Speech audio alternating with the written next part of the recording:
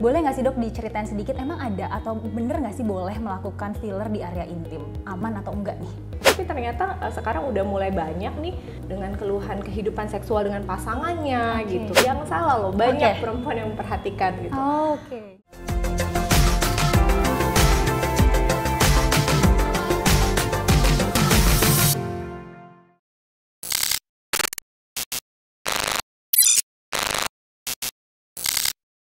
Halo teman-teman, balik lagi bareng sama aku Sekar di Behind Beauty Podcast. Nah, pembahasan hari ini cukup unik teman-teman. Kita akan bahas mengenai filler. Mungkin kalau misalkan teman-teman sering dengar tentang filler, yang ada di benak kalian adalah filler hidung misalnya ya, atau filler di bawah mata, filler bibir, ataupun filler dagu. Nah, hari ini kita akan ngebahas mengenai filler di area intim. Nah loh, kayak gimana tuh?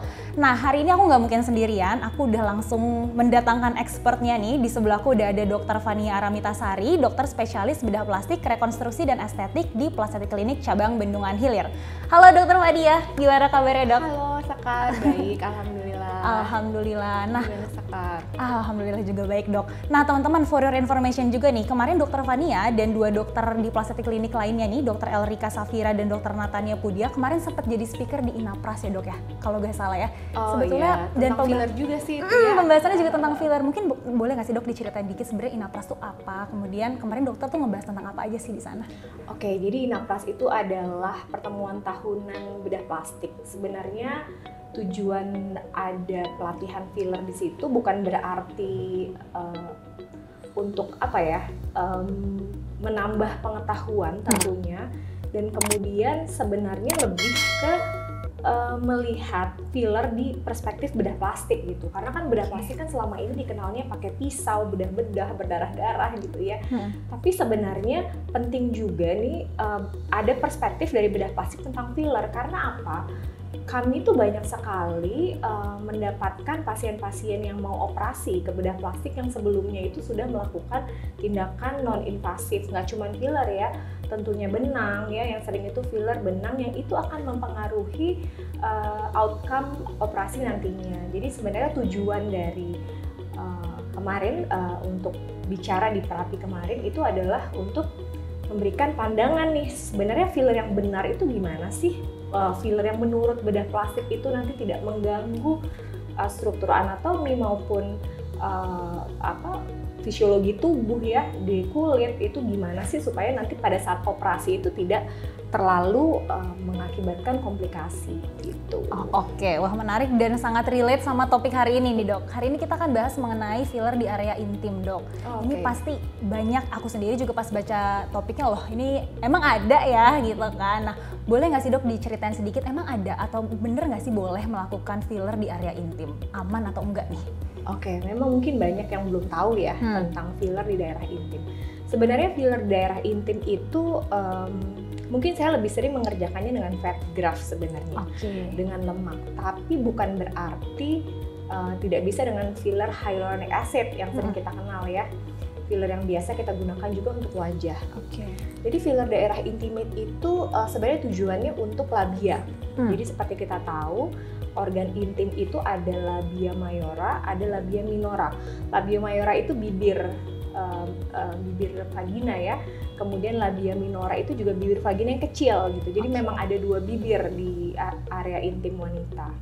Nah, seiring bertambahnya usia, bagian bibir yang mayora atau yang besar itu dia mengalami penuaan, kekenduran, kemudian biasanya akan terlihat kita sebutnya kisut gitu ya, jadi nggak puffy lagi gitu. Nah, itu bisa dikembalikan sebenarnya salah satunya adalah dengan filler hyaluronic acid atau sama sebenarnya injeksi filler yang di wajah, tapi pasti akan disesuaikan jenis fillernya, kemudian tekniknya, yaitu akan disesuaikan dan harus dikerjakan memang oleh dokter yang kompeten supaya hasilnya juga relatif aman, minimal komplikasi, dan tentunya juga outcome-nya baik. Tadi dokter Fania sempat jelasin juga tentang fungsi secara estetiknya ya dok ya, tapi ada nggak sih dok sebetulnya fungsi secara kesehatannya untuk ini? Sebenarnya fungsi kesehatannya itu secara tidak langsung ya menurut saya ya, karena Labia mayora itu kan tujuannya sebenarnya dia melindungi organ yang ada di dalamnya, puffiness-nya itu. Salah satunya melindungi labia minora dari tergesek-gesek misalnya. Jadi labia mayora atau bibir vagina besar yang terlalu kisut, ya otomatis dia efek perlindungannya juga tidak akan sebaik apabila dia dikembalikan lagi puffiness-nya gitu. Jadi sebenarnya menurut saya ya efeknya tidak langsung, tapi ya adalah sedikit ya. Oke, nah dok, menarik nih karena kan biasanya kalau organ intim perempuan pasti perempuan itu sendiri nggak bisa ngelihat ya dok ya, gitu kan. Maksudnya awamnya gitu tuh dok ya. Nah kadang-kadang pasien-pasien yang datang ke dokter Fania dengan keluhan apa sih dok? Atau sebetulnya mereka tanpa keluhan tapi pas dicek ternyata oh sepertinya dia butuh nih, atau ternyata mungkin pasangannya, atau gimana nih dok biasanya? Kebanyakan sih saya datang dengan keluhan ya. Sebenarnya salah banget sih orang nggak memperhatikan. Jangan salah loh, banyak perempuan yang memperhatikan gitu. Banyak yang mungkin ya ternyata saya juga baru menyadari bahwa sekarang awareness perempuan terhadap tubuhnya itu semakin mendalam. Jadi nggak hanya tampilan luar aja. Jadi sebenarnya area organ intim tentunya selain kesehatannya juga harus dijaga, juga tampilan estetiknya tentu harus dijaga. Beberapa memang datang dengan pasangan, ya, beberapa datang dengan pasangan dan mereka memang sama-sama setuju dan memiliki tujuan yang sama. Mau seperti ini dok gitu, karena mungkin mereka memiliki pandangan organ intim yang bagi mereka baik, bagi mereka indah, itu seperti itu. Nah itu mungkin bisa kita bicarakan dan kita bantu apakah itu mungkin diwujudkan gitu. Kita juga harus lihat nih ekspektasi versus realita yang mungkin bisa diberikan oleh dokternya gitu. Jadi dokter juga nggak boleh overpromise gitu. Kalau misalnya nggak bisa, bilang nggak bisa. Tapi tadi Sekar bilang biasanya orang nggak memperhatikan, itu salah banget. Justru saya biasanya tidak pernah di awal itu ngasih tahu gitu. Ini karena biasa orang datang konsultasi ngapain kita periksa organ intimnya gitu, karena jarang juga ya. Gitu. Jadi biasanya kan kalau yang kelihatan tuh wajah gitu. Jadi bedah plastik dikenal wajah. Tapi ternyata sekarang udah mulai banyak nih wanita yang mulai aware gitu. Dok kayaknya tuh ini deh, saya kok sekarang datang dengan keluhan misalnya, dengan keluhan kehidupan seksual dengan pasangannya gitu. Kemudian dia tahu pernah mendengar edukasi bahwa ini bisa dilakukan perbaikan dengan bedah plastik. Nah itu mereka mencari tahu lebih biasanya dengan konsultasi. Mungkin orang tuh masih nganggep ini tuh kayak duh apa sih kok diomongin, tabu gitu loh dok, apalagi di ruang publik mungkin ya. Mungkin kalau konsultasi kan karena cuma berdua nih sama dokternya, jadi lebih mau nih gitu kan. Cuman kalau di ruang publik ini jadi hal yang kayaknya duh ngapain sih diomongin gitu. Mungkin nih teman-teman yang denger juga aduh gimana nih ngomonginnya tentang kayak gini-ginian gitu. Nah dok, kayaknya mungkin lebih nyaman dokternya perempuan kali ya. Jadi supaya juga sama-sama paham gitu, sama-sama paham perasaan sesama perempuan gitu. Betul. Nah dok, ngomongin tentang prosedur intim itu kan ada banyak banget dok. Nah filler di bagian intim ini apakah bisa dipadu-padankan dengan prosedur-prosedur intim lain seperti vaginoplasti misalnya? Atau tentunya bisa lah, pastinya bisa gitu. Jadi sebenarnya filler itu kalau arti harafiahnya itu kan pengisi, fill itu kan dari kata mengisi, kemudian dia jadi substance yang mengisi gitu. Jadi sebenarnya filler itu nggak cuman filler di wajah gitu. Orang udah terlanjur terstigma bahwa kalau filler itu injeksi yang buat di wajah gitu ya. Betul. Padahal sebenarnya filler tuh isinya macam-macam. Hyaluronic acid itu hanya salah satunya. Kalau saya terus terang kalau akhirnya dia melakukan operasi ya lebih nyaman pakai fat graft lah. Orang sama-sama dibius. Filler itu biasanya buat orang yang takut operasi sih. Nggak mau fat graft gitu, nggak mau dibius, atau misalnya nggak ada, ya jarang juga ya sih kan nggak ada bahan lemak ya, sekurus-kurusnya orang sih kalau cuma buat filler labia aja pasti cukup, ada ya, pasti ada. Apa ya, biasanya yang karena nggak mau operasi aja sih, nggak mau operasi dan merasa kalau filler kan pasti hilang ya. Mungkin nanti 6 bulan atau 1 tahun butuh pengulangan. Sedangkan kan kalau fat graft itu dia relatively permanen. Walaupun kalau fat graft itu apa yang kita berikan atau kita injeksikan itu nggak semuanya jadi nih, sebagian biasanya terserap. Beda sama filler, kita masukinnya satu sisi 6 cc misalnya ya itu jadinya ya akan 6 cc, bahkan kadang-kadang lebih dari 6 cc karena sifat hyaluronic acid yang mengikat air, jadi biasanya agak sedikit lebih puffy gitu. Oke. Nah dok, untuk fillernya sendiri ada pantangannya nggak sih dok setelah melakukan filler di bagian intim?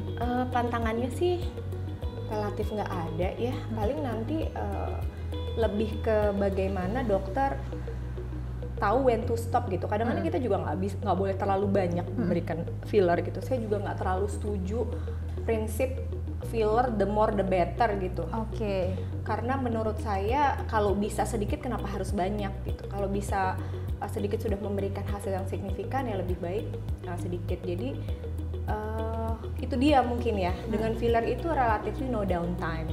Beda sama fat graft gitu. Kalau fat graft mungkin saya minta nggak berhubungan dulu. Kenapa? Karena gesekan di daerah situ bisa membuat lemaknya itu terserap, jadi nggak semuanya hidup gitu. Sedangkan kalau filler sih nggak masalah ya, karena itu hyaluronic acid ya, bukan sesuatu yang kita butuh pembuluh darah untuk menghidupkan dia, jadi nggak masalah sih, lebih relatif no downtime.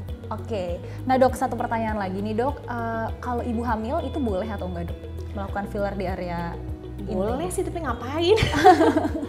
Kalau ditanya boleh sih boleh ya, karena kalau botox memang belum ada penelitiannya untuk ibu hamil ya. Sorry ya saya sebut merek, jadi botox itu sebenarnya merek. Oke.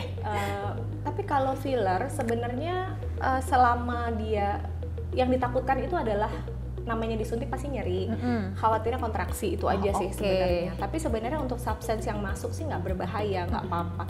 Tapi ya buat apa? Nunggu melahirkan aja. Oke. Nah teman-teman, mungkin dok pertanyaan yang terakhir banget nih dok, ini mungkin di luar filler nih. Akhir-akhir ini kan dokter Fania ini sering juga ngebahas tentang area intim perempuan, baik di Instagram ataupun misalnya secara edukasi langsung sama pasien dan lain sebagainya dok. Sebetulnya dan dokter juga kan praktek di cabang Bendungan Hilir, yang mana semua dokter dan staf medis di Plastik Klinik cabang Bendungan Hilir ini perempuan nih dok semuanya. Sebenarnya apa sih dok misi dokter nih? Kenapa pengen orang-orang tuh tahu gitu tentang ini? Sebenarnya sih soal semua di Bendungan Hilir perempuan itu out of my reach ya, nggak tahu juga ya. Saya juga bingung kenapa kok tiba-tiba perempuan, dan kemudian animo yang datang pasiennya juga kebanyakan perempuan gitu. Kalau saya sih merasa kasusnya yang datang ke saya ini kok mostly perempuan gitu. Banyak perempuan dengan berbagai macam permasalahannya, sehingga kalau ditanya misi apa ya, saya ingin, sebenarnya tidak ada misi khusus, tapi dengan adanya animo banyaknya perempuan yang datang ya, kita pengennya sebagai sesama perempuan memberikan yang terbaik ya, sama-sama meningkatkan awareness gitu terhadap kesehatan maupun segi estetik dari perempuan gitu. Jadi sama-sama gimana ya, bisa membantu dan membuat pasien tuh lebih nyaman aja gitu kalau semuanya perempuan. Iya, setuju. Biasanya juga dok, pasien-pasien di Instagram tuh juga nanyainnya dokter-dokter cewek, terutama mungkin mereka juga malu kali ya dok ya. Jangan kan area intim, maksudnya kayak area dress gitu juga mungkin itu agak sensitif gitu kan.